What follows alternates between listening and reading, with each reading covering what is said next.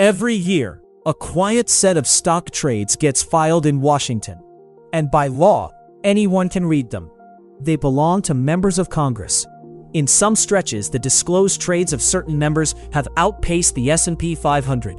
And that has turned into a whole cottage industry of people tracking them.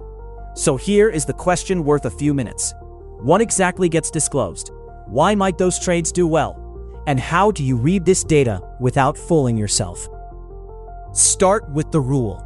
A 2012 law, the Stock Act, requires members of Congress to disclose their stock trades, generally within about 45 days. The filings are public records. That is the whole basis of this.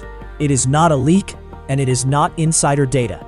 It is a legally mandated, openly published trail. Trackers simply collect those filings and add them up into portfolios so you can follow. Why might these trades beat the market? A few honest reasons.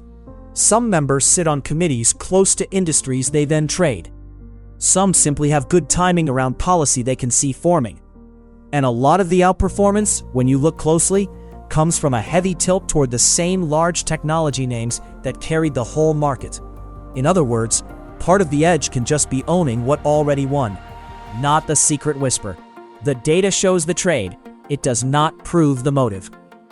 And here is the catch, the part the headlines skip. The 45-day lag means you are reading the trade up to a month and a half after it happened. You can never act on it in real time. Survivorship bias creeps in too. The standout trader gets the headline. The average member who trailed the market does not. And correlation is not skill. A portfolio that happened to be tech-heavy in a tech-led market looks brilliant without any special knowledge. Read this data as a clue, never as a signal you can simply copy. So how do you read it well? Do not chase a single splashy trade. Look instead for clusters, several members moving the same way around the same time.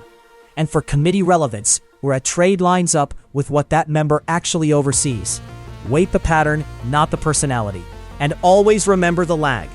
The value here is in understanding how public disclosure works as a window, not in pretending it is a crystal ball. The takeaway is simple. This is open, legally required data. And like any disclosure, it tells you what was done, not why, and never in real time. Read it with discipline, mind the lag, and weigh the pattern over the person. None of this is a tip, and none of it is advice. It is a framework for reading one of the most public data sets in markets, and you can go pull the filings yourself.